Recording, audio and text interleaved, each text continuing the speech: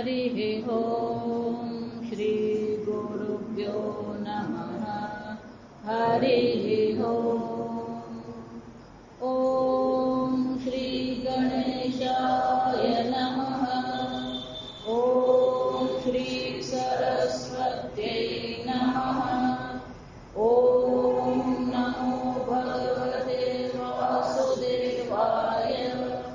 ॐ नमो गुरुभ्यः। विश्वं दर्पणदृश्यमाननगरी तुल्यं निजान्तर्गतं पश्यन्नात्मनि मायया बहिर्भूतं यथा निद्रया।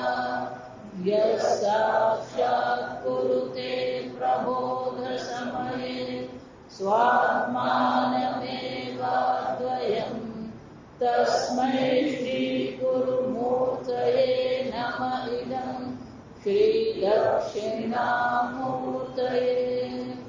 ॐ नमः श्री परमहंसास्वादित चरणकमलचिन्मकरन्दाय भक्तजनमानसनिवासाय श्रीरामचन्द्राय वागीशायस्य वदने लक्ष्मीर्यस्य च वक्षसि यस्यास्ते हृदये संवित तन्नृसिंहमहं भजे। विश्वसर्गविसर्गादि नवलक्षणलक्षितं श्रीकृष्णाख्यं परं धाम जगद्धाम नमामि तत्। सच्चिदानन्दरूपाय विश्वोत्पत्त्यादिहेतवे तापत्रयविनाशाय श्रीकृष्णाय वयं नमः। नारायणं नमस्कृत्य नरं चैव नरोत्तमं देवीं सरस्वतीं व्यासं ततो जयमुदीरये। श्रीकृष्णाय वासुदेवाय हरये परमात्मने प्रणतक्लेशनाशाय गोविन्दाय नमो नमः। यं प्रव्रजन्तमनुपेतमपेतकृत्यं द्वैपायनो विरहकातर आजुहाव। पुत्रेति तन्मयतया तरवोऽभिनेदुः तं सर्वभूतहृदयं मुनिमानतोऽस्मि। बर्हापीडं नटवरवपुः कर्णयो कर्णिकारं बिभ्रद्वासकनककपिशं वैजयन्तीं च मालां रन्ध्रादरसुधया पूरयन् गोपवृन्दैः। वृन्दारण्यं स्वपदरमणं प्राविशद्गीतकीर्तिः। मनसो वृत्तयो न्यस्युः कृष्णपादाम्बुजाश्रयाः। वाचोभिधायिनीर्नाम्नां कायस्तत्प्रभवनादिषु कर्मभिभ्राम्यमाणानां यत्र क्वापीश्वरेच्छया मङ्गलाचरितेर्गानैः रतिर्न कृष्ण ईश्वरे। भवे भवे यथा भक्तिः पादयोस्तव जायते तथा कुरुष्व देवेश नाथस्तन्नो यतः प्रभो। नाम संकीर्तनं यस्य सर्वपापप्रणाशनं प्रणामो दुःखशमनः तन्नमामि हरिं परम्। जन्माद्यस्य यस्य यतोऽन्वयादिश्चार्थेष्वभिघ्नस्वराट् तेने ब्रह्महृदाय आदिकवये मुह्यन्ति यः सूरयः तेजो वारिमृदां यथा विनिमयो यत्र त्रिसर्गो मृषा धाम्ना स्वेन सदा निरस्तकुहकं सत्यं परं धीमहि निगमकल्पतरोर्गलितं फलं शुकमुखादमृतद्रवसंयुतं पिबत भागवतं रसमालयं मुहुरहो रसिका भुवि भावुकाः। ॐ नमो भगवते तुभ्यं वासुदेवाय धीमहि प्रद्युम्नाय निरुद्धाय नमः संकर्षणाय च अच्युतानन्द गोविन्द नामोच्चारणभेषज नश्यन्ति सकलारोगाः सत्यं सत्यं वदाम्यहम् मङ्गनामन्तरे माधवः माधवं माधवं चान्तरे नाङ्गना तीर्थमाकल्पिते मण्डले मध्यगः सञ्जगो वेणुना देवकी नन्दनः वंशी विभूषितकरानवनीरदाभात् पीताम्बरादरुणबिम्बफलादरोषात् पूर्णेन्दुसुन्दरमुखादरविन्दनेत्रात् कृष्णात् परं किमपि तत्त्वमहं न जाने। શ્રીમદ ભાગવત મહાપુરાણ ખૂબ સુંદર રીતે આપણને શીખવે કે આપણું જીવન કેવું હોવું, આપણા વિચારો કેવા હોવા જોઈએ, આપણા કર્મો કેવા હોવા જોઈએ. જગતમાં ચર્ચા કરવા માટે વિષયો ઘણા છે, પણ કોઈ પણ ચર્ચા હોય એમાં ભગવાનનું સ્થાન આવશ્યક. અને એટલા માટે ભાગવત આપણને શીખવે છે કે પ્રશ્ન પૂછવો હોય તો શું પૂછવો હોય.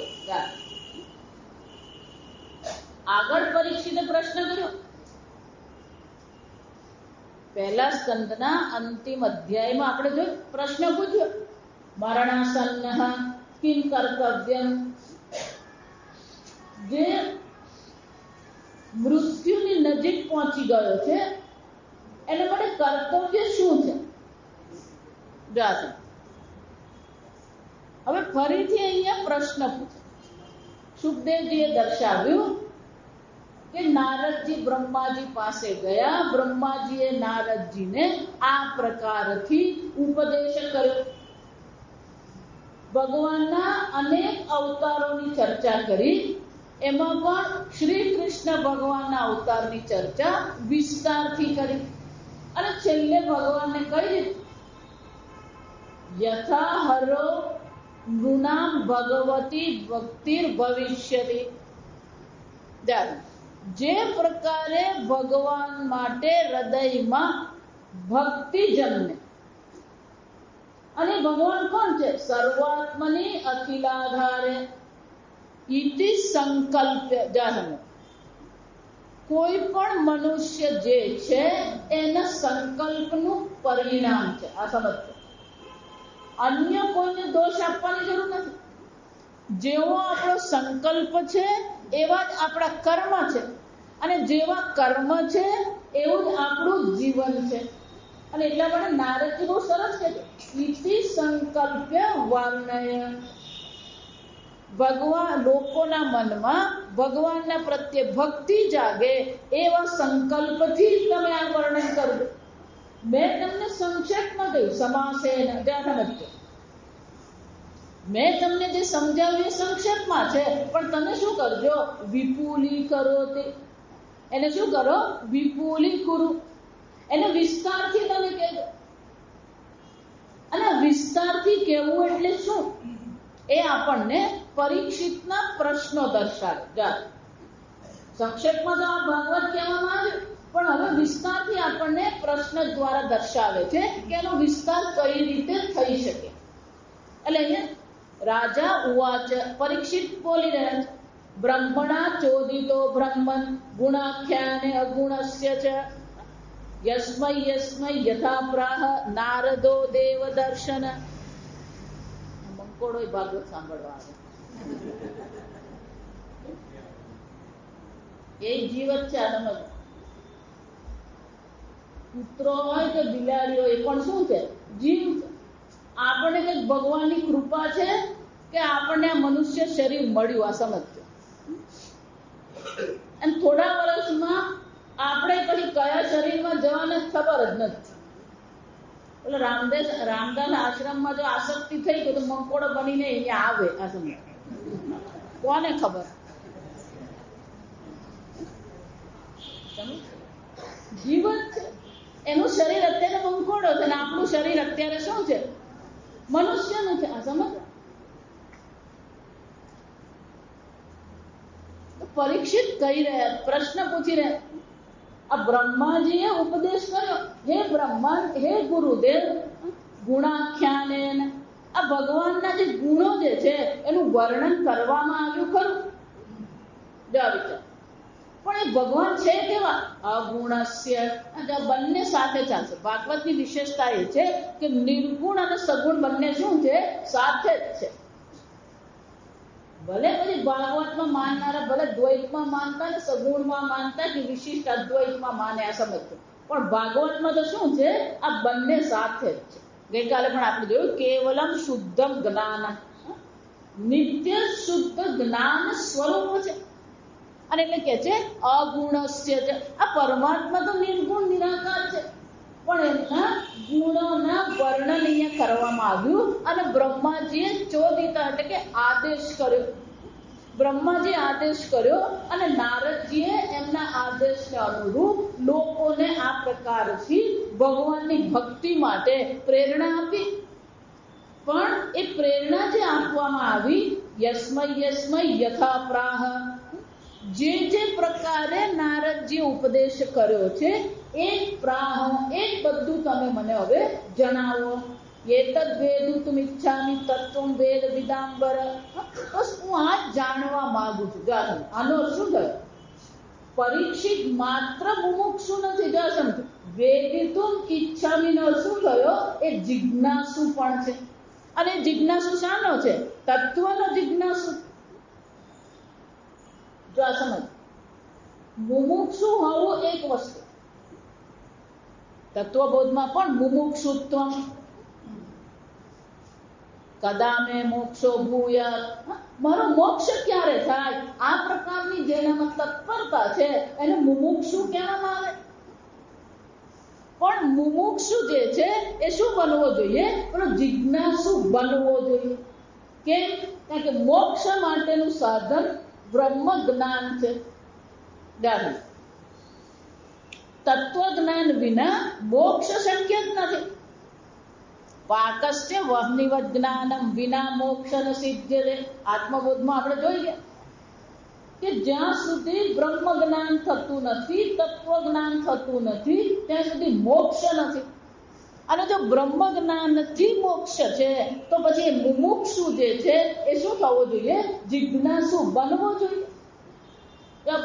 આપણે વેદાંત સાંભળતા ને વર્ષોથી, એટલે આપણે બહુ સામાન્ય લાગે, આ સમજો. પણ અન્ય કોઈ પણ જગ્યાએ તમે તત્વજ્ઞાનની ચર્ચા કરો તો એ લોકોને શું લાગે? ઘણી વાર પેલો સાંભળે તો નહીં, પણ આપણને નિરાશા રહે. આટલું વાત કરું તો સાંભળતો જ નથી. કેમ? એટલે પેલું જિજ્ઞાસુપણું એનામાં છે જ ને. પણ જિજ્ઞાસુપણું નથી એટલે નહીં કહેવાનું એવું નથી. જો સમજો, કોને ક્યારે કયો તણખો લાગી જાય ખબર જ નથી. એટલે આપણે આપણી રીતે બોલતા રહેવાનું, આપણે આપણી રીતે શું કરવાનું? કહેતા રહેવાનું. કેમ? એ બાને આપણું તો શું થયું? ચિંતન થયું. સ્વામીજી હંમેશા બધે પ્રવચનો કરે, મુંબઈ, ચેન્નાઈ, કલકત્તા, એટલે 500, 1000 લોકો આવતા હોય, અનેક લોકો આવે.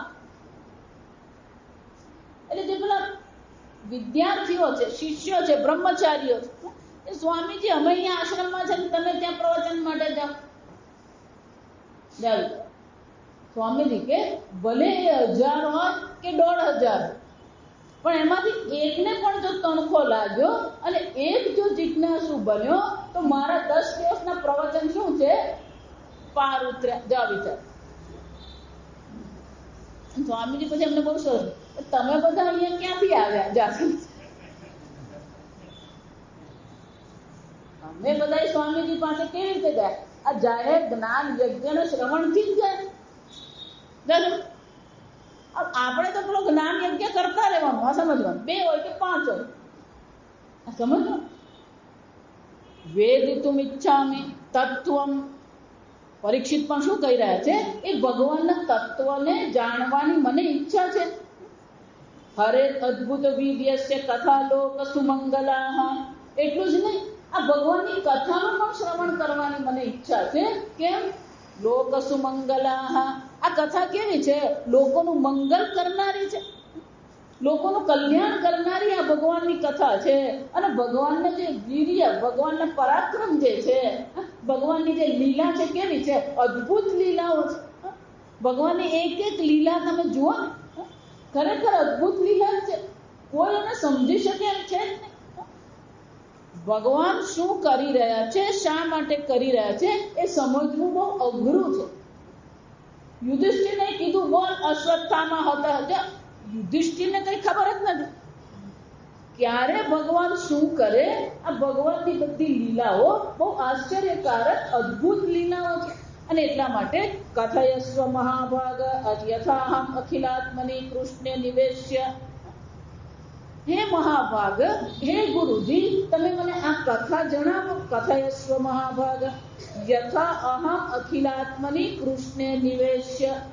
એ પ્રકારથી મને કથા કરો જેને કારણે અખિલાત્મની, આ સર્વાત્મ જે પરમાત્મા છે એમાં મારું મન શું થાય? પ્રવેશે, નિવેશ્ય, નિસંગમ મનઃ. અને મારું મન કેવું થઈ જાય? આ જગત પ્રત્યે નિસંગ થઈ જાય અને ભગવાન પ્રત્યે મનમાં આસક્તિ જાગે. બે જ વસ્તુની જરૂર છે. આ તમે જગતથી વિમુખ થવાનું છે, આ ભગવાનને સન્મુખ થવાનું. અને એટલે શું કહે છે? મનઃ નિસંગમ. ક્યારે? તક્ષે કલેવરમ જાતું.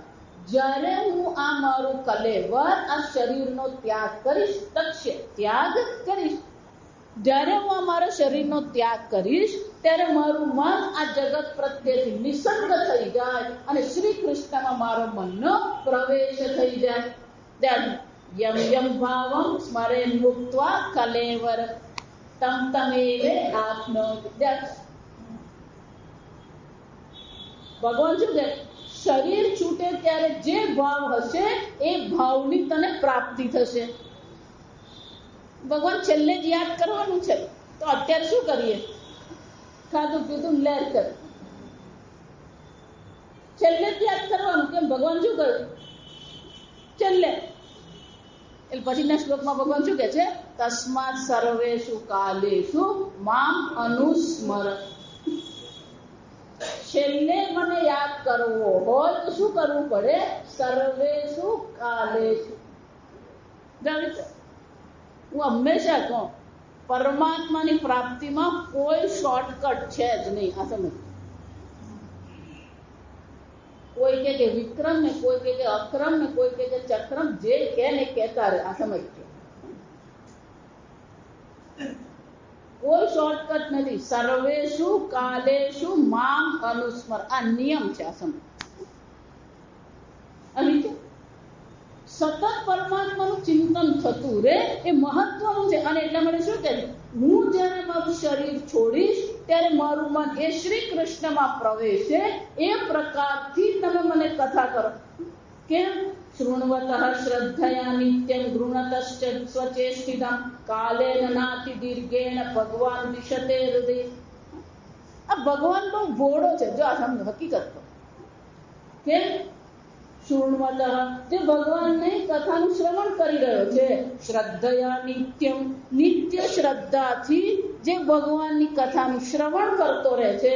ગુણતશ્ચ સ્વચેષ્ટિતમ, અને ભગવાનની લીલાઓનું એ વર્ણન કરતો રહે છે.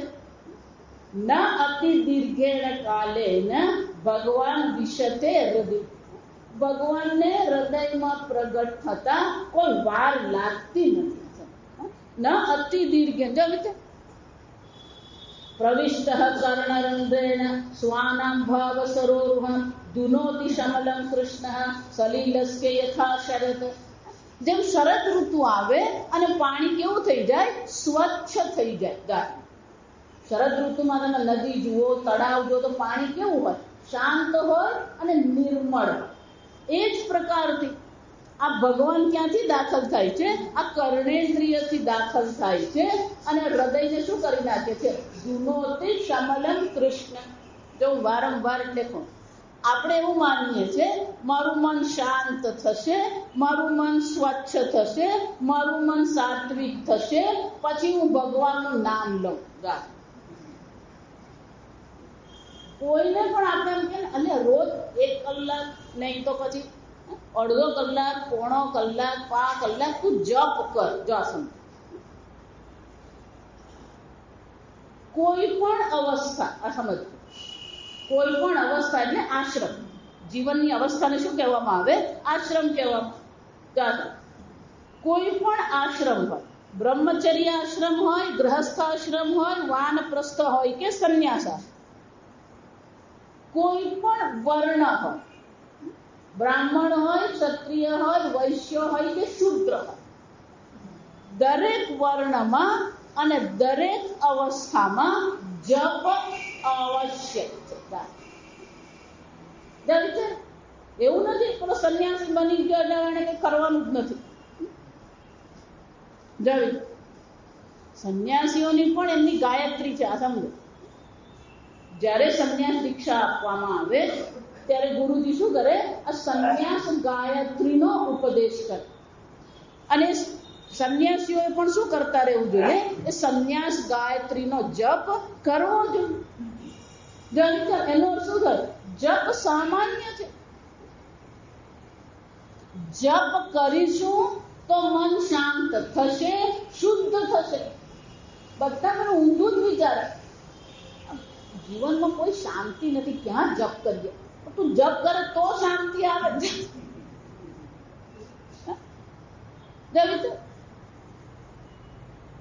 ભાઈ પણ કે પણ માતાજી હું તો બેસું ને એટલે ઊંઘી જ જાઉં.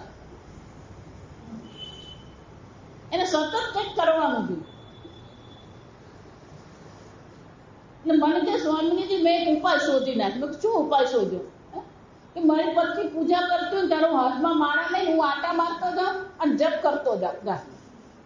એટલે બેસાય નહીં એનાથી, પણ તું જપ તો કર. જપ કરતો રહેશે તો એક દિવસ શું થશે? એ બેસશે ખરો, પણ જપ જ નહીં કરે શું થવાનું? જપાત સિદ્ધિ, જપાત સિદ્ધિ, જપાત સિદ્ધિ બ્રાહ્મણા. આ બ્રહ્મચિંતન જેને કરવું છે, તત્વચિંતન જેને કરવું છે, એના માટે ઉપાય કયો છે? આ જપ છે. યજ્ઞાનામ જપ યજ્ઞોસ્મિ. આમ એક પ્રકારથી એમ માનવાનું નહીં કે હૃદય શુદ્ધ થશે પછી હું ભક્તિ કરું. અહીંયા પરીક્ષિત બહુ સરસ કે પેલા કાનથી ભગવાન તમારા હૃદયમાં પ્રવેશે છે અને શું કરશે? ધુનોતિ શમલમ કૃષ્ણ. ભગવાન બધું જ કરવા તૈયાર છે. આપણે ખાલી ભગવાનને સન્મુખ થવાની જરૂર છે. સફાઈ કામ પણ કોણ કરી રહ્યું છે? ધુનોતિ શમલમ કૃષ્ણ. તો એટલે ભગવાન બહુ સરળ છે, એને કઈ જરૂર નથી. પત્રમ પુષ્પમ ફલમ તો એમ ભક્ત્યા પ્રયચ્છતિ. ફક્ત ભગવાન કે છે તું મારી કથાનું શ્રવણ કર, તારા કામથી હું તારા હૃદયમાં પ્રવેશીને શું કરીશ, તારા હૃદયનું જેટલું પણ મલ છે, જેટલી પણ અશુદ્ધિ છે, ધુનોતિ શમલમ કૃષ્ણ ધૌતાત્મા પુરુષ કૃષ્ણ પાદમ મૂલમ ન મુંચતિ. અને આ પ્રકારથી એકવાર જેનું હૃદય શુદ્ધ થઈ ગયું, ધૌતાત્મા જાસી શુદ્ધ હૃદય વાળો જે મહાત્મા છે, એકવાર જેનું હૃદય શુદ્ધ થઈ ગયું પછી એ ક્યારેય શ્રી કૃષ્ણના ચરણારવિંદનો ત્યાગ કરતો જ નથી. મુક્ત સર્વ પરિક્લેશ પાંથ સ્વ શરણમ યથા. બહુ સુંદર એનું દ્રષ્ટાંત કે છે. મુક્ત સર્વ પરિક્લેશ, એને સર્વ પ્રકારના ક્લેશની શું થઈ જાય છે, મુક્તિ થઈ, સર્વ ક્લેશોથી એ મુક્ત થઈ જાય છે. પાંથ સ્વ શરણમ યથા. બહુ સરસ કે પાંથ, પાંથ એટલે પથિક, રસ્તા પર ચાલનારાને શું કહેવાય, પાંથ પથિક. જેમ પેલો બહાર ગયો હોય, ગરમી હોય ને ધૂળ હોય, થાકી પાકીને શું કરે, એ ઘરે આવે. થાકી પાકીને જયારે ઘરે આવે, ઘરે એને જરા શાંતિ મળે, પછી પાછો બહાર નીકળવાનું શું છે, એ ક્યારેય નામ લે જ નહીં. જો આ દ્રષ્ટાંત બહુ સરસ. ઘરે આવે અને ઘરે નાઈ ધોઈને શાંતિથી બેઠો પછી શું છે, પછી એ બહાર નીકળવાનું નામ લે નહીં. સ્વશરણમ યથા, પોતાના ઘરે આવ્યા પછી એ ઘર છોડે નહીં. એમ એકવાર જેને ભગવાનના ચરણારવિંદમાં પ્રેમ થઈ ગયો, પાછો એ સંસારમાં જવાનો નથી, પાછો એ સંસારમાં ક્યારેય શું છે, આસક્તિ કરતો જ નથી. જાણ કે પેલો ભગવાનનો પ્રેમ એવો છે કે પછી આ જગતનો પ્રેમ એને માટે શું થઈ જાય છે, મિથ્યા પુરવાર થાય. જોયું છે યાજ્ઞવલ્ક્યજી એ જ કહ્યું ગાર્ગીને, આપણે માન્ય છે. 32 દ્રષ્ટાંત છે આ સમય. ન પત્યુ કામાય પતિમ પ્રિયમ ભવતિ આત્મનસ્તુ કામાય પતિમ પ્રિયમ ભવતિ. આ પતિ માટે પ્રિય નથી, પોતાના માટે પ્રિય. ન તું જાયાયાહ કામાય જાયામ પ્રિયમ ભવતિ. આ પત્ની માટે પ્રિય નથી. કોને માટે પ્રિય છે, પોતાને માટે. ન તું વિત્તસ્ય કામાય વિત્તમ પ્રિયમ ભવતિ આત્મનસ્તુ કામાય વિત્તમ પ્રિયમ ભવતિ. ન તું સ્વર્ગસ્ય કામાય સ્વર્ગમ પ્રિયમ ભવતિ આત્મનસ્તુ. 32 આખું લાંબુ લિસ્ટ છે. બૃહદારણ્યક ઉપનિષદમાં શું છે, બધું એક જગતની જે વસ્તુમાં આપણું મન અટકતું હોય એ બધાના નામ દઈને પછી લિસ્ટ બનાવે, આખી યાદી. અને તો છેલ્લે કે છે કે બહુ થયું, નતું સર્વસ્ય કામાય સર્વમ પ્રિયમ ભવતિ આત્મનસ્તુ કામાય સર્વમ પ્રિયમ ભવતિ. આ જગતનો પ્રેમ કેવો છે, સ્વાર્થ છે. જો સમજ, જ્યાં સુધી તમને અનુકૂળ છે ને ત્યાં સુધી જ છે આ બધું. એટલે અંગ્રેજી બહુ સરસ કહેવાય. એટલે એકબીજાને પ્રેમ થાય, આઈ લવ યુ કરતો ફરે. પછી બે ભેગા રહેવા માંડે ને પછી ખબર પડે, એકબીજાની આદત ખબર પડે. આદત ખબર પડે એટલે પછી જરાક મન ખાટું મોડું થતું રહે. એટલે પેલું શરૂ થાય આઈ લવ યુ થી, અને પછી પહોંચે કે આઈ એલાવ યુ. આ ભાઈ જે લેવો રહે. જો આ સમય આઈ લવ યુ માંથી શું થઈ જાય, આઈ એલાવ યુ. પછી હવે પડ્યું તો પછી નિભાવીએ. શું છે,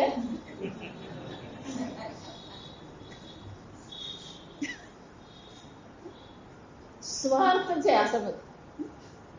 અને એટલે કે છે જેને એકવાર આ પરમાત્મામાં પ્રેમ થઈ ગયો, એ ક્યારે શું છે, કૃષ્ણ પાદ મૂલમ ન મુંચતિ. એ ભગવાનમાં પ્રેમ થયો પછી આ જગતનો પ્રેમ એનો છૂટી જાય છે. યદ અધાતુમતઃ બ્રહ્મન. આમ આગળ એક પ્રશ્ન પૂછ્યો, યસ્મય જે પ્રકારથી નારદજી આ કથા કરી એ તમે મને જણાવો. એટલું જ નહીં, આ પરમાત્મા પરમાત્મામાં મારું મન પણ મારા હૃદયમાં પણ પરમાત્માનો પ્રવેશ થાય અને અંતકાલે મને પરમાત્માનું સ્મરણ રહે, એ પ્રકારથી તમે મને કથા કરો. આ બીજું. ત્રીજી વિનંતી કરો. યદ અધાતુ મતઃ બ્રહ્મણ દેહ આરંભસ્ય ધાતુભિઃ યદૃચ્છય હેતુનામ ભવંતો જાનતે યથા. આ શરીર જે છે કેવું છે? ધાતુભિઃ દેહ આરંભસ્ય. આ દેહનો આરંભ થયો છે. પ્રારબ્ધ કર્મને કારણે આ દેહનો આરંભ થઈ ગયો. આ પંચમહાભૂતનું શરીર ધારણ કરવામાં આવ્યું. પણ આ જે આત્મ તત્વ છે એને આ શરીર સાથે ખરેખર કોઈ સંબંધ છે ખરો? યદ અધાતુ મતઃ બ્રહ્મન. આત્મા અને દેહને ખરેખર કોઈ સંબંધ નથી. આ સમજ કેમ? એક પેલું ધાતુમત પંચમહાભૂતનું બનેલું છે, બીજું કેવું છે? નિર્ગુણ નિરાકાર છે. અને આ બેનો કોઈ સંબંધ કોઈ પણ રીતે શું છે? શક્ય જ નથી. અને છતાં પણ શું થાય છે? દેહ આરંભ. છતાં દેહ ધારણ કરવો પડે. હું એટલે કહું, તર્કથી વિચારીએ ને તો આ સંસાર પુરવાર જ નથી થતો.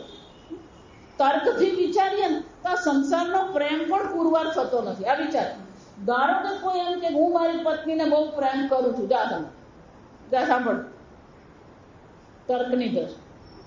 તો તું પત્નીના શરીરને પ્રેમ કરે છે, એના ઇન્દ્રિયને પ્રેમ કરે, એના મનને પ્રેમ કરે, એની બુદ્ધિને પ્રેમ કરે, એના જ્ઞાનને પ્રેમ કરે,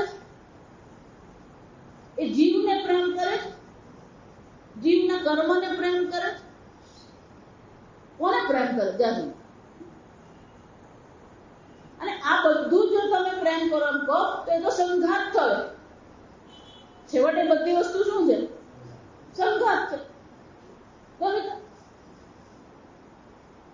વિચાર, તમે જેને એમ કહો છો કે હું આને પ્રેમ કરું છું, પણ એ પ્રેમ પુરવાર થાય છે એવું છે ખરું?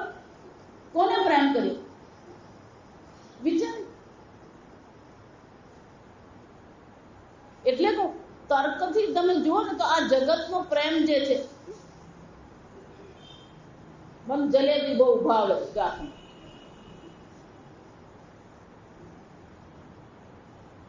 વિચાર, જલેબી જોઈને ભાવે કે ચાખીને ભાવે? એનો સ્વાદ છે. જો સમજ. હું હમણાં અમેરિકા ગઈ, કોકને ડબ્બો હતો. સાંભળ, એમાં પેલી પીપર મીટ પીપર. માતાજી આ ચાખી જો, બહુ સરસ છે. અમેરિકામાં કોઈએ કે ને આ ચાખો એટલે પહેલા 4 વાર વિચારવાનું. આ બહુ સ્પષ્ટ રીતે કહું, હકીકત કહું. આપણા ભારતમાં બ્રેડ, આઈસ્ક્રીમ, બિસ્કિટ, તો આ સમજો, અને ચોકલેટ, ક્યારે આ 4માં ઈંડા હોય જ નહીં. જો સમજો, બ્રેડ બનાવે કે બિસ્કિટ બનાવે કે ચોકલેટ બનાવે કે આઈસ્ક્રીમ બનાવે, એમાં શું છે? ભારત દેશને અનુરૂપ જોઈએ કે ભારતની કંપનીઓને જોઈએ તો એમાં ઈંડા હોતા જ નથી. જો સમજો. એટલે આપણા બધા ભારતીયોના મગજમાં એવું ગોઠવાઈ ગયેલું કે આ બધામાં તો ઈંડા હોય જ નહીં. ત્યાં તમે જાઓ તો બધામાં જ ઈંડા હોય.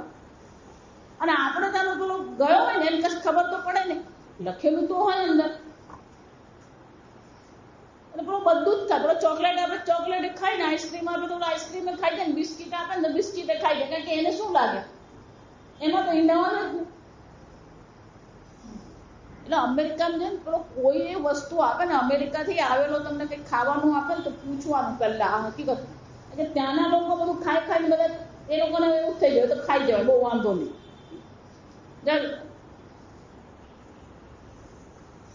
મને આટલું શું છે? ના, એ તો કઈ નહીં, આપણે ભારતથી જ મંગાવેલું છે. જો એને ખબર હું શું પૂછું છું. માતાજી પાન છે. જો આ તો પીપર મીટ છે. ખાવું માતાજી પાન જ છે. જો એનો શું થયું? પણ પાનની જરૂર જ નહીં, પણ આ ખાવ ને તો બરાબર પાનનો જ સ્વાદ. મને કે તમે આ ખાવ ને તો તમને બરાબર એમ જ લાગે કે તમે પાન જ ખાવ છો. એનો શું થયો? તમને એમ લાગે કે આ પાન ખાય તો જ મજા આવે, તો પેલી પીપરની ખાય તોય શાનો આનંદ આવવાનો? પણ પાન ખાવાનો જ આનંદ આવે. જો તમે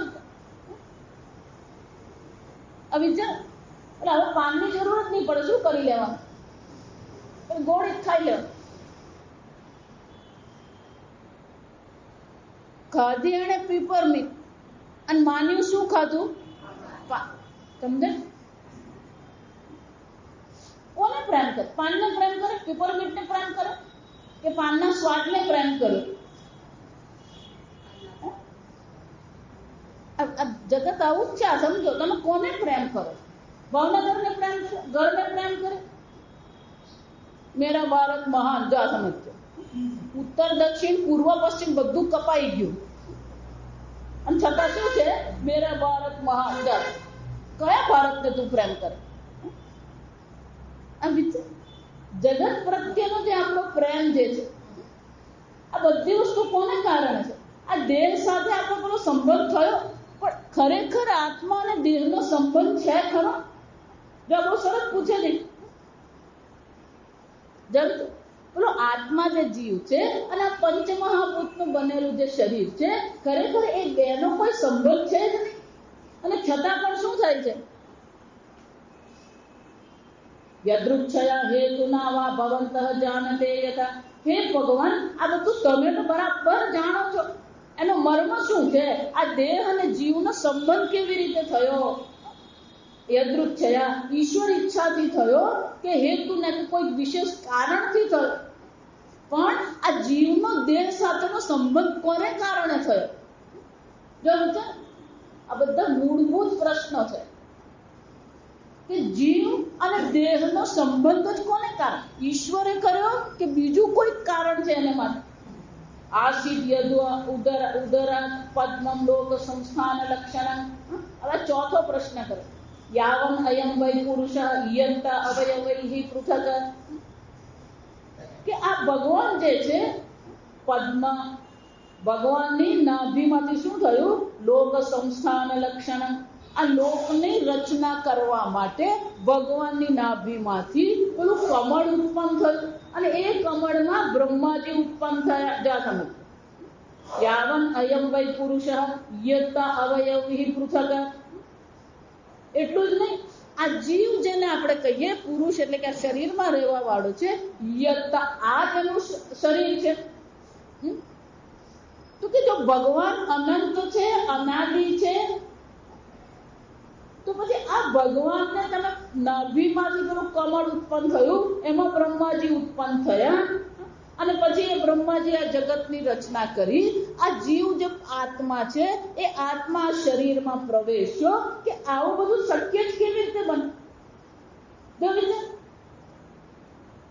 પરમાત્મા જો સર્વવ્યાપી હોય તો પછી એમની નાભી ને પછી નાભીમાંથી કમળ ને કમળ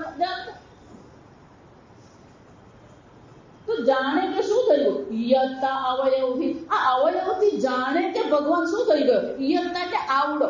ઈયત્તાનો શું થાય? આવડો, આટલો. આ ભગવાન આવી રીતે પરિચિન્ન થઈ ગયા. આ ભગવાનને આકાર આવી ગયો અને આ જીવનો પણ શું થયો? પેલા શરીર સાથે એનો પણ સંબંધ થઈ ગયો. કે આવું કેવી રીતે બને? તાવન અસૌ ઇતિ પ્રોક્તઃ સંસ્થા અવયવાનીવ. પરમાત્માને પણ શું કરવામાં આવે છે? તાવત આટલો જ ભગવાન છે, આ જેના અવયવો છે, આ ભગવાનના પણ પેલા અવયવોનું વર્ણન કરવામાં આવી રહ્યું છે. તો ભગવાનના અવયવો છે. જો એ ભગવાનના અવયવો હોય તો ભગવાન કેવો થઈ ગયો? સાકાર થઈ ગયો, પરિચ્છિન્ન થઈ ગયો. અને જે સાકાર હોય ત્યાં પાછો વિકાર હોય. જો સમજ, આ બધું જોડેલું જ છે. આ સમજ, જ્યાં આકાર હોય ત્યાં વિકાર હોય. આવું શક્ય બને ખરું? અને આકાર આવી ગયો તો પરિચ્છિન્નતા આવી ગઈ, અને પરિચ્છિન્નતા આવી ગઈ તો પછી એ નિત્ય કહી શકાય નથી. એટલે આવું શક્ય બને ખરું? અજહ સૃજતિ ભૂતાની. બીજું, ભગવાન અજહ છે જન્મ રહિત છે. સૃજતી ભૂતાન, આ સર્વભૂતોનું એ સર્જન કરે છે. ભૂતાત્મા યદ અનુગ્રહ, આ ભગવાન જે છે એ લોકોને અનુગ્રહ કરવા માટે આ જગતની રચના કરે છે. દુદૃશ્યેન તદ્રૂપમ નાભિ પદ્મ સમુદ્ભવ, ભગવાનની નાભિમાંથી ઉત્પન્ન થયેલા બ્રહ્માજી આ સંપૂર્ણ જગતની ઉત્પત્તિ કરી. સચ અત્રાપી યત્ર વિશ્વ સ્થિતિ ઉદ્ભવાપ્યય મુક્ત્વા આત્મામયમ માયેશ. આમ આ ભગવાન અપરિચ્છિન્ન છે, પણ બ્રહ્માજી રૂપે બધું આ સર્જન કરી રહ્યા છે, સૃષ્ટિ કરી રહ્યા છે, સ્થિતિ કરી રહ્યા છે અને પ્રલય પણ કરી રહ્યા છે. તો કે એ નિર્વિકારી પરમાત્મામાં, જન્મરહિત પરમાત્મામાં સૃષ્ટિ, સ્થિતિ અને સંહારનું કારણ કેવી રીતે આવ્યું? જો આ સમજો વિચાર. કેમ? કારણ વિકારી હોય અને કાર્ય વિનાશી હોય. તો કે ભગવાનમાં આવું જ કેવી રીતે? દદૃશ્યેન તદ્રૂપમ, અને આ રૂપે દેખાઈ રહ્યા છે ભગવાન. તો ભગવાને આ રૂપ કેવી રીતે ધારણ કર્યું?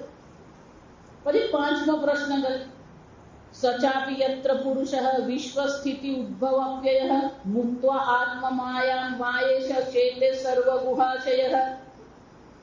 અને આ ભગવાન પાછા કેવા?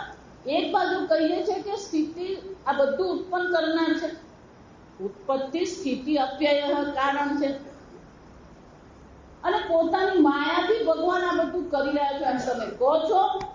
અને બીજી બાજુ પાછું વર્ણન કરીએ ત્યારે શું કહીએ છે? શેતે સર્વ ગુહાશય મુક્ત્વા આત્મ માયા. આ બધાને છોડીને તો શું છે? એ આત્મા જે છે એ પરમાત્મા છે, એ હૃદયમાં શું કરે છે? અનંત શયન. અને વિરોધાભાસ છે. નારાયણનું જે રૂપ છે શું કહેવામાં આવે?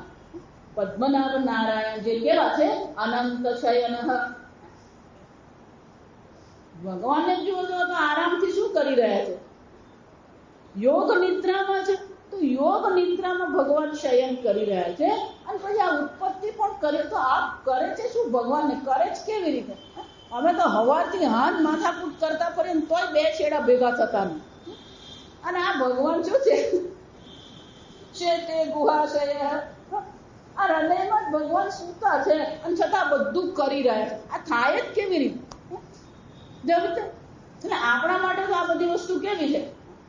સીધી ભાષામાં તો એક વસ્તુ મગજમાં ઉતરે એવી છે જ નહીં.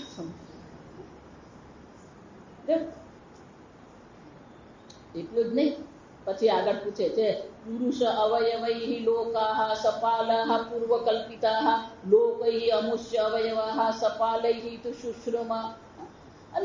આગળ તમે આ પરમાત્માના વિરાટ સ્વરૂપનું વર્ણન કર્યું. એમાં તમે એવું કહ્યું કે આ લોક આ અવયવ છે. જો આગળ આપણે ચર્ચા કરી, પાતાળ ભગવાનના પાદ છે. તો કે આ બધા એક એક લોકને શું કરી? પૂર્વ કલ્પિતા. આ કલ્પના કરવામાં આવી કે એક એક લોક ભગવાનનું એક એક અવયવ છે. અમુષ્ય અવયવ સપાલૈ તુ શુશ્રુમ. આ બધું અમે સાંભળ્યું ખરું, પણ આ અનેક લોકની જે રચના કરવામાં આવી છે એ દરેક લોક ભગવાનના અવયવ છે એવું જ્યારે કહેવામાં આવ્યું તો એ કહેવા પાછળનું તાત્પર્ય શું છે? એક એક લોકને અવયવ બતાવી દીધા તો એની પાછળ કયું તાત્પર્ય રહ્યું? પછી આગળ 7મો પ્રશ્ન કરે છે, યાવન કલ્પ વિકલ્પ વા યથા કાલ અનુમીયતે ભૂત ભવ્ય ભવત શબ્દ આયુર્માનમ ચ યત સતઃ. તો કે આ બે વસ્તુ છે. યાવન કલ્પ વિકલ્પ, આ કેટલા કલ્પ છે? જો તમે આ ભાગવતમાં તમે જુઓ, પુરાણ ભાગવત કોઈ પણ પુરાણ તમે જુઓ,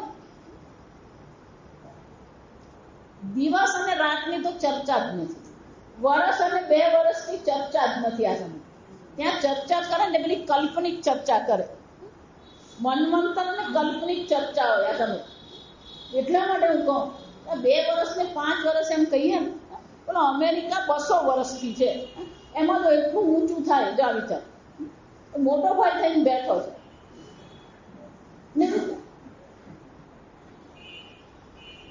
આપણે ચર્ચા 200 ને 500 વર્ષની કરતા જ નથી. કરીએ તો કઈ કરીએ છે? પેલા મનવંતર અને કાલ્પનિક ચર્ચા કરીએ. એટલે અહીંયા પરીક્ષિત પૂછે છે કે તમે મન્વંતરની અને કલ્પ એટલે કાળ જો આ સમજો કે આ કાળની જે કલ્પના કરવામાં આવી છે, આ કાળની જે ચર્ચા કરી છે, તો કેટલા કલ્પ છે, કેટલા મન્વંતર છે, આ બધી વસ્તુ ખબર જ નથી. કાલ અનુમીયતે ભૂત ભવ્ય ભવત શબ્દ એટલું જ નહીં, આ ભૂતકાળ કહેવાય છે, ભવિષ્યકાળ કહેવાય, વર્તમાન કાળ જે શબ્દ આપણે ઉપયોગ કરી રહ્યા છે, આયુઃ માનમ ચયત સતઃ, બરાબર. એ ત્રણ વસ્તુ. પહેલું તો કેટલા પ્રકારના કલ્પ છે, બીજું કે આ ભૂતકાળ ભવિષ્યકાળ ને વર્તમાન કાળ શું છે. જો હકીકત તમે ભલે માનતા હોય કે અત્યારે વર્તમાન છે ને પેલો ભૂતકાળ છે ને પેલો ભવિષ્ય છે, આ બધું કાલ્પનિક જ છે. જોયું છે ત્યાં વર્તમાન કાળનું બતાવું કેવી રીતે કાલ્પનિક સમજ. સંસ્કૃત ભાષામાં કોઈ પણ ભાષા હોય ક્રિયાપદ હોય ને એમાં કાળ દર્શાવવામાં આવે. વર્તમાન કાળ હોય, ભૂતકાળ હોય અને શું હોય, ભવિષ્ય કાળ હોય. સમજ બહુ મજા આવે. તો ધારો કે કોઈ રસોઈ બનાવી રહી તો અત્યારે વર્તમાન કાળમાં બનાવે છે તો એને આપણે શું કહીએ, પચતી.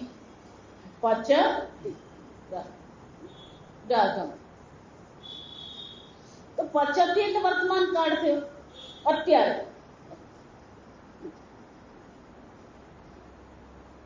શાક સમારે છે ત્યારે પણ શું કહેવાય, પચ. શાક વઘાર્યું ત્યારે પણ શું કહેવાય, પચ. ભાત ચોખા ધોઈ છે ત્યારે પણ શું કહેવાય, પચ. ચોખા કુકરમાં મૂક્યા ત્યારે પણ શું છે, પચ. રોટલીનો લોટ બાંધ્યો ત્યારે પણ શું છે, પચ. 2 કલાક સુધી એક જ શબ્દ વાપરે. શું વાપરે, પચતી પચતી પચ. તો વર્તમાન કાળ કયો,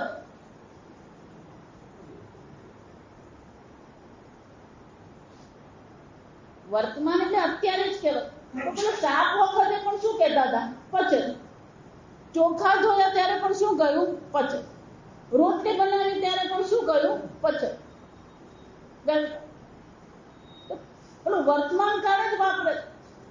પણ જ્યારે પેલો ચોખા ધોઈ રહ્યો છે ત્યારે પેલું શાક બનાવવું તો શું કહેવાય, ભૂતકાળ.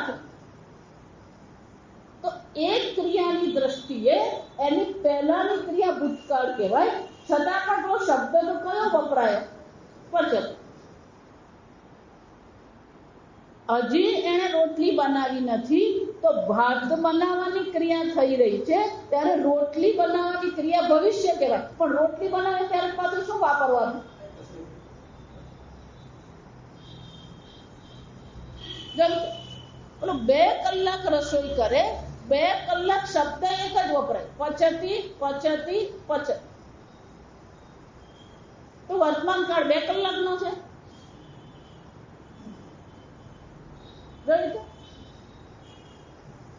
તમે જે કાળની ગણતરી કરો,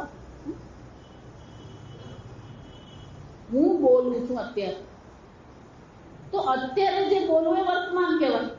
પણ અત્યારે એ જે સમય જે છે, સમજો કાળનો અનુમાનીય જે દર્શન, કાળની જે ગણતરી, તો કાળની ગણતરીમાં અત્યારે જે વાક્ય બોલાય એ વર્તમાન કહેવાય, એનું આગળનું વાક્ય ભૂતકાળ કહેવાય, એના પછીનું વાક્ય શું થાય, ભવિષ્ય.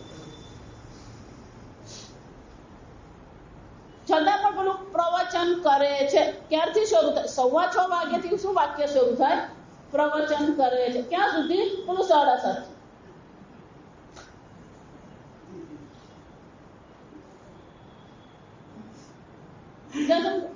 તમે પેલું કાળની ગણતરી નાની થતી જાય, પેલું વર્તમાન કાળ થાય તો એની આગળનું પછી ભૂતકાળ થઈ જાય અને એના પછીનું શું થઈ જાય, ભવિષ્ય કાળ. તો કોને વર્તમાન કાળ કહેવાય, કોને ભવિષ્ય કહેવાય. જો સમજો આ બધા તાત્વિક પ્રશ્ન કે ભૂતકાળ કહીએ, ભવિષ્ય કાળ કહીએ કે વર્તમાન કાળ જેને કહેવામાં આવે છે, એનું જે અનુમાન, અનુમીય, આ કાળનું જે અનુમાન કરે અથવા તો ગણતરી કરે, અનુમાન એટલે ગણતરી, આ કાળની જે ગણતરી કરવામાં આવે છે એ કઈ દ્રષ્ટિએ ગણતરી કરવામાં આવે, એના માટેનો કઈ દ્રષ્ટિ, આ દિશાનું પણ એવું જ છે. તમારી દ્રષ્ટિએ હું પશ્ચિમમાં કહેવા અને મારી દ્રષ્ટિએ તમે કોણ છો? પૂર્વમાં. પણ આગળ બેઠેલા જે છે એને માટે એની પાછળ બેઠેલો પૂર્વમાં કહેવાય, અને એની આગળ બેઠેલો એ કોણ કહેવાય? તો પૂર્વ શું પશ્ચિમ શું? ઉત્તર શું દક્ષિણ શું? એનો અર્થ શું થયો? આ બધાના કેન્દ્રમાં તમે છો. જો આ પ્રશ્ન કયો છે, કાળની ચર્ચા કરો કે દેશની ચર્ચા કરો, બધી ચર્ચાના કેન્દ્રમાં તો કોણ છે? આ આત્મ તત્વ છે. અને આત્મ તત્વની દ્રષ્ટિએ વિચારીએ તો દેશ અને કાળ છે જ નહીં. અને એટલે કે છે કે આ ત્રણ કાળનું જે અનુમાન કરવામાં આવ્યું, કઈ રીતે તમે અનુમાન કરો? એટલે કહું આ એટલું ગૂઢ છે. પછી ત્રીજો પ્રશ્ન છે, એક જ પ્રશ્નમાં ત્રણ છે. આ સમજવા, એક જ પ્રશ્ન જે સાતમો પ્રશ્ન જે છે એમાં ત્રણ વસ્તુ છે. મહાન કલ્પ જેને કહેવામાં આવે અને કલ્પની અંતર્ગત જે બીજા કલ્પ આવે છે એ બધા કેટલા છે? આ કાળનું જે અનુમાન ભૂતકાળ, વર્તમાન, ભવિષ્ય કહીએ છે એ અનુમાન કેવી રીતે કરવામાં આવે છે? અને પછી ત્રીજો છે આયુર્માનમ ચ યત સદઃ. આ દરેક મનુષ્યનું આયુષ્ય પણ કેવું છે? નિશ્ચિત છે. આયુર્માનમ ચ એટલે આયુષ્યનું પણ જે માન એટલે કે એનું માપ જે છે શું છે? નિશ્ચિત જ છે. મનુષ્ય કેટલા વર્ષ જીવે? 100 વર્ષ જીવે. તો કે આ આયુષ્યનું પણ જે છે એ બંધન કેવી રીતે આવ્યું? જો દેશ અને કાળ સાપેક્ષિક છે તો પછી આ આયુષ્યનું બંધન આવ્યું ક્યાંથી? જો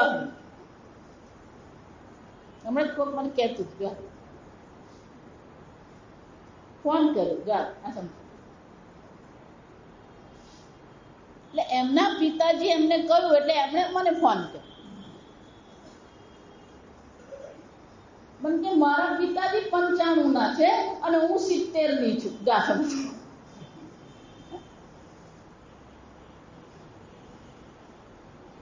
કોનું કેટલું આયુષ્ય કેવી રીતે નક્કી થાય? અને તમે 70 વર્ષ કહો છો, આ સમજો, અને તમે 95 વર્ષ કહો છો. આ કાળની જે ગણતરી જે છે એટલે બહુ વર્ષો પહેલા આપણા અબ્દુલ કલામ જયારે પ્રેસિડેન્ટ હતા ને, રાષ્ટ્રપતિ હતા, ત્યારે એમનું જયારે 70 વર્ષ થયા ત્યારે એમણે બહુ સરસ કહ્યું કે 70 વાર મેં સૂર્યનું પરિભ્રમણ કર્યું.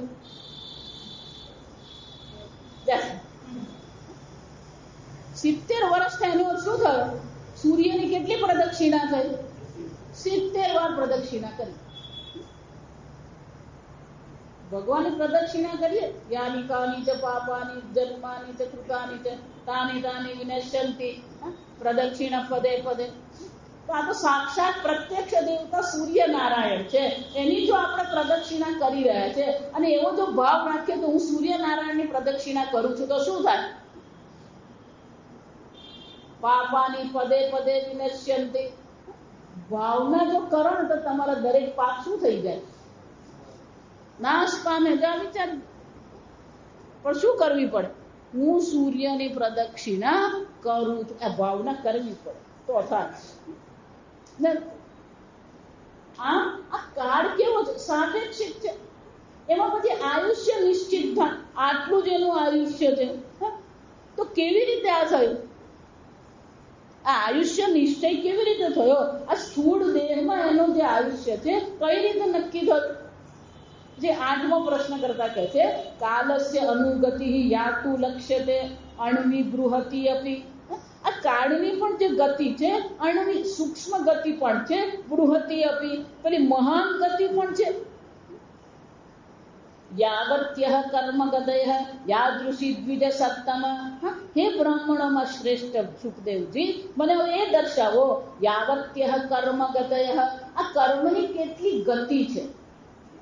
વિચાર, કર્મની કેવી કેવી ગતિ છે, કયા પ્રકારના કર્મથી કયા પ્રકારની ગતિ પ્રાપ્તિ થાય છે, એ ગતિ મને તમે દર્શાવો. અને આ કાળ પણ જે છે, સૂક્ષ્મ કાળ જે છે, આ બધી અહીંયા કાળની બહુ સુંદર ગણતરી આવશે. આ સમજો, ત્રુટિ, પળ, ક્ષણ, અને ત્યારથી લઈ જઈને આપણને યુગ, યુગથી પછી કલ્પ, અને કલ્પથી આ બધી ચર્ચા કરે છે. અને એટલે કે છે આ કાળનું જે ગણતરી છે એ કેવી રીતે કરવામાં આવે છે, કાળની ગણતરી શું છે, અને એ કાળમાં જ આ જીવના કર્મને આધારે જે ગતિ આ ગતિ થતી રહે છે એ કેટલા પ્રકારની ગતિ છે. યસ્મિન કર્મ સમવાય યથા યેન ઉપગૃહ્યતે ગુણાનામ ગુણીનામ ચૈવ પરિણામ અભીપ્સિતમ. એટલું જ નહીં, આ જે જે પ્રકારથી એના ગુણ સાથેનો જે સ્વરૂપ, ગુણ સાથે એનો સંબંધ થાય છે અને ગુણને અનુરૂપ એને ફળ મળે. ચાલો, સાત્વિક હોય, રાજસિક હોય, કર્મ પણ શું છે, અનેક પ્રકારના. તો કે સાત્વિક, રાજસિક અને તામસિક જે ગુણો છે એ ગુણોને આધારે શું થાય છે, એને અલગ અલગ પ્રકારની યોનિ પ્રાપ્ત થાય છે. કેવા કેવા પ્રકારના ગુણોને કારણે કેવા કેવા પ્રકારનો ગુણી બને, અને કેવા પ્રકારનો ગુણી છે એના પ્રકારથી એને કયા પ્રકારની યોનિ મળે. જાણો, ઉર્ધ્વમ ગચ્છન્તિ સાત્વિકાઃ, જાણો આ બધું ગીતામાં છે. મધ્ય તિષ્ઠન્તિ રાજસાઃ, સાત્વિક છે એની શું થાય, ઉર્ધ્વ ગતિ થાય. અને એટલે પૂછે છે કે કેવા કેવા જીવોને કયા કયા પ્રકારથી કેવી કેવી પ્રકારની યોનિઓ પ્રાપ્ત થાય છે, અને એ જે પણ કઈ યોનિઓ પ્રાપ્ત થાય છે એ કયા કયા કર્મને કારણે. ભૂપ, આતલ, કુકુબ, વ્યોમ, ગ્રહ, નક્ષત્ર, ભૂભૃતામ, સરિત, સમુદ્ર, દ્વીપાનામ સંભવશ્ચેત ઓકસામ. અને એટલું જ નહીં, આ ફક્ત જીવોની જ ઉત્પત્તિ, જીવોની ગતિ, આ ગતિ જ નહીં, જીવોની અનેક યોનિઓ પણ નહીં, પણ આ જળ પદાર્થો જેને આપણે કહેવામાં આવે છે કે પર્વત છે, સમુદ્ર છે, નદી છે, આકાશ છે, ગ્રહ છે, પાતાળ છે, દ્વીપ છે, આ બધામાં રહેવાના અનેક જળ, અને એ બધામાં પણ અનેક પ્રકારના જીવો રહે છે. તો ફક્ત લોક પરલોક જ નહીં, સ્થળચર, જળચર, ખેચર, ગગન, આમાં અનેક પ્રકારના જીવો છે. તો કયા જીવોને કયા પ્રકારની સ્થાનની પ્રાપ્તિ થાય છે, સમુદ્રમાં કેવા પ્રકારના જીવ છે, દ્વીપમાં કેવા પ્રકારના જીવ છે, પર્વત પર કેવા પ્રકારના જીવો રહે છે, આ બધાની ઉત્પત્તિ કેવી રીતે થાય છે. પ્રમાણમ અંડકોશસ્ય બાહ્યાભ્યંતર ભેદતઃ મહતામ ચ અનુચરિતમ વર્ણાશ્રમ વિનિશ્ચય. એટલું જ નહીં, આ બ્રહ્માંડનું પ્રમાણ, પ્રમાણ એટલે કે માપ, આ બ્રહ્માંડનું જે તમે વાત કરી રહ્યા છો એ બ્રહ્માંડનું માપ શું છે, કેવડો છે આ બ્રહ્માંડ. વૈજ્ઞાનિકો શોધી રહ્યા છે કે આ બ્રહ્માંડ કેવડું છે. એ લોકોએ જે શોધ્યું અત્યાર સુધીમાં, વિચાર, એ લોકોએ જે શોધ્યું ને એ જ આપણા મગજને ચક્કર આપે એવું છે. તારાનું અંતર ગણવું હોય તો પેલું કિલોમીટર માઇલમાં થઈ શકે નહીં, કારણ કે એટલા બધા દૂર છે. એટલે એ લોકો એક નવા પ્રકારનું માપ શોધ્યું, અને પ્રકાશ વર્ષ કહેવાય. પ્રકાશનું કિરણ 1 સેકન્ડમાં 1,86,000 માઇલ જાય. એક સેકન્ડમાં, 1 સેકન્ડમાં શું થાય, 1,86,000. આ ગતિથી પ્રકાશનું કિરણ 1 વર્ષ સુધી ગતિ કરતું રહે. અને જે સેકન્ડમાં જે 1,86,000 માઇલ હોય તો 24 કલાકમાં તો એ ક્યાં પહોંચે. અને 24 કલાક નહીં, 24 કલાક એટલે 1 દિવસ છે, અને આવા 365 દિવસ એટલે 1 વર્ષ. આમ પ્રકાશનું કિરણ આટલું 1 વર્ષ સુધી જે ગતિ કરે એ અંતરને પ્રકાશ વર્ષ કહેવાય. પ્રકાશ વર્ષ. અને અત્યાર સુધીમાં બ્રહ્માંડનું જે આપણા ખગોળશાસ્ત્રીઓ જે છે એ જે બ્રહ્માંડનું નિરીક્ષણ કરી રહ્યા છે, તો એમને અત્યારે જે માપ મળ્યું એ કયું છે, તો કે છેક અંતરનો તારો જે છે એ તારો કેટલો દૂર છે? 13 મિલિયન લાઇટ યર, 130 લાખ પ્રકાશ વર્ષ દૂર. એનો અર્થ શું છે? આ બ્રહ્માંડનું માપ જાણ. હું એટલે તમને કહું કે એમાં તમારું ઘર ક્યાં, એમાં તમારું ભાવનગર ક્યાં, એમાં તમારી પૃથ્વી ક્યાં, અને એને માટે આપણે કઈ કેટલાય મરી પડીએ અને કઈ કેટલી વાર રડીએ છે ઊંચીએ ક્યાં ખબર છે. આવડા મોટા બ્રહ્માંડમાં ક્યાં તમારું ભાવનગર ને ક્યાં તમારું શરીર, જો આ વિચાર. અને છતાં પણ શું કરીને બેઠા? ગઈકાલ જોયું, અહમ મમઈથી, આ હું છું ને આ મારું છે કરીને શું કરીએ છે? અહંકાર જ કરીએ છે. આ બધું ધારો કે આ પૂર્વ દિશામાં એ લોકોને 130 લાખ પ્રકાશ વર્ષનો તારો દેખાયો, તો પછી બ્રહ્માંડનું જે માપ છે કેટલું થયું? આ બાજુ જો 13 થયું તો પછી આ બાજુ 130 થયું કે નહીં થયું? આ બાજુ પણ શું થવાનું? એનો શું છે? અને આપણે કેન્દ્રમાં છે કે એ તો ખબર જ નથી. આ તો આપણે કેન્દ્રમાં છે માની ચાલીએ. જો આ સમજજો, આપણી જે નિહારિકા જે છે ને, જેમાં આપણું પૃથ્વી છે, સૂર્યમંડળ, એમાં આપણે એક ખૂણામાં જ છીએ. જો આ સમજજો, ધાર પર છે. એટલે આપણે બહુ સરસ વૈજ્ઞાનિકો કહ્યું કે ભગવાને આપણને આપણા ધાર પર મૂક્યા ને એટલે પછી આ જગત આપણને દેખાય છે. જો એ નિહારિકાના મધ્યમાં મૂક્યા હોત તો શું થશે? આ બ્રહ્માંડ આપણને દેખાય છે? દેખાય જ નહીં. આ બ્રહ્માંડની જે રચના કરી એમાં પેલી નિહારિકા બનાવી, અને નિહારિકા ચક્રાકાર છે અને ગોળ ફરે છે ને એટલે પછી એને બધા ફાંટા પડી ગયા. જો તમે પેલી ચક્કરડી જુઓ ને એના જેવું. એમાંના એક જે હાથ છે, એક ફાંટો છે ને, એમાં આપણી પૃથ્વી છે. એટલે આપણે બધા કિનાર પર છે, અને કિનાર પર છે એટલે શું થાય છે? આપણું બ્રહ્માંડ આપણને દેખાય. મધ્યમાં જો હોત તે શું થશે? દેખાશે જ નહીં. અને આપણી નિહારિકા કેન્દ્રમાં છે માનીને ચાલીએ તોય શું થાય?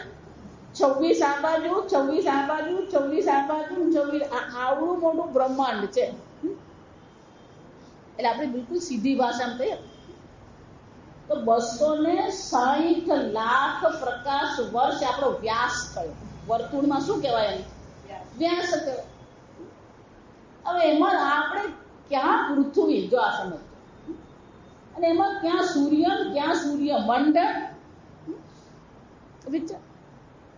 અને એટલે પૂછે તો બ્રહ્માંડનું માપ શું છે? જો આ સમજ. પ્રમાણમ અંડકોશ છે, બાહ્યાંતર ભેદતઃ, એટલું જ નહીં. બહુ સુંદર છે. બ્રહ્માંડની અંદર શું છે અને બ્રહ્માંડની બહાર શું છે?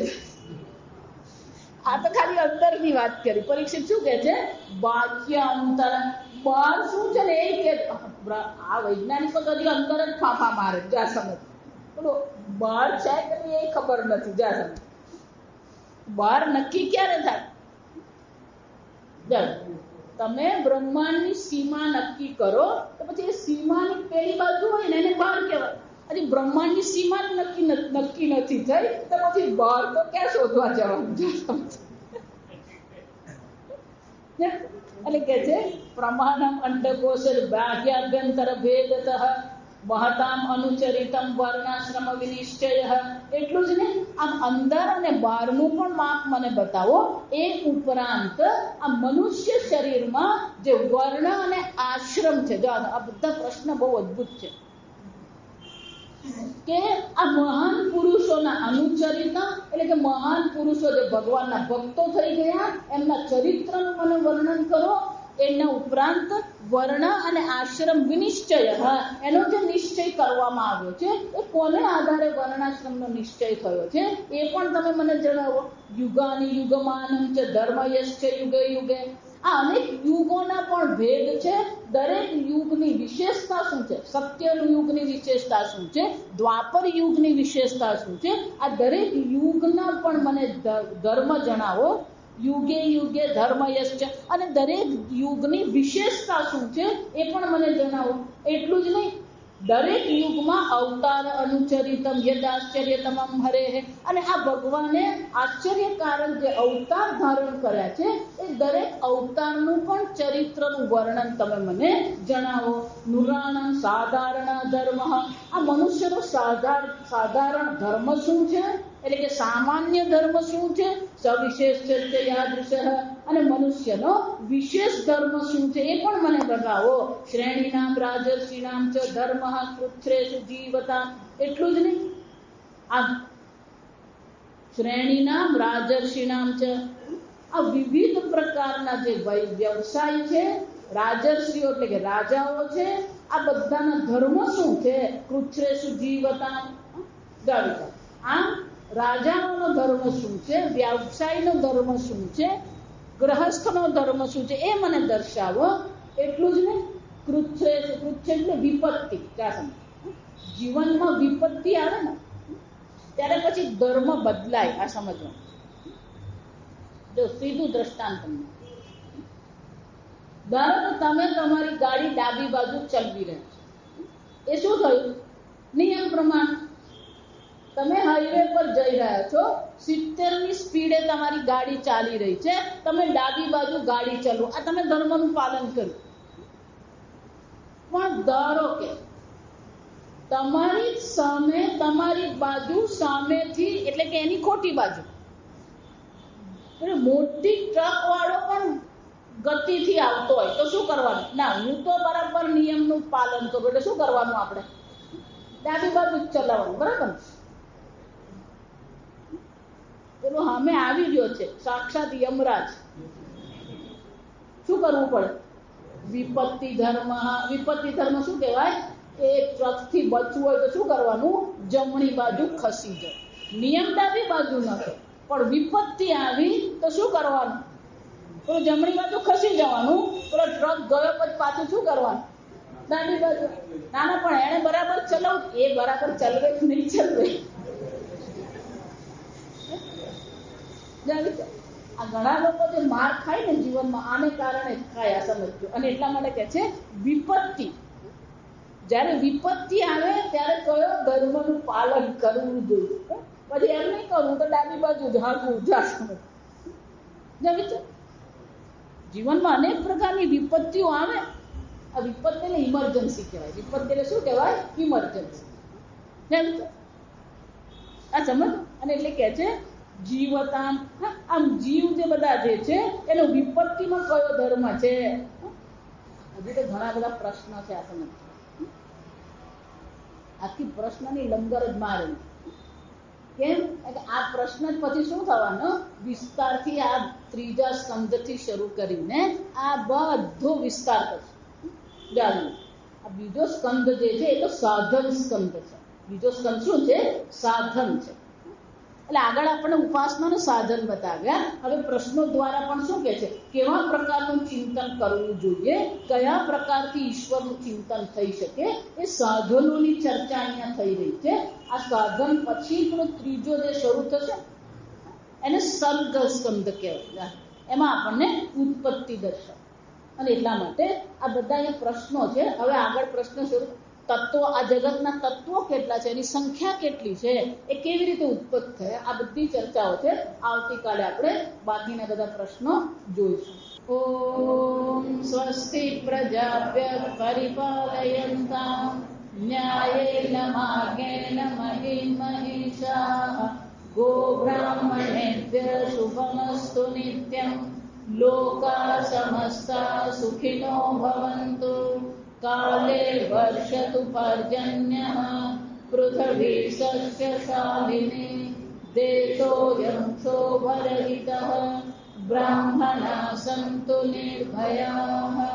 ઓમ સર્વેષાં સ્વસ્તિર્ભવતુ, સર્વેષાં શાન્તિર્ભવતુ, સર્વેષાં પૂર્ણં ભવતુ, સર્વે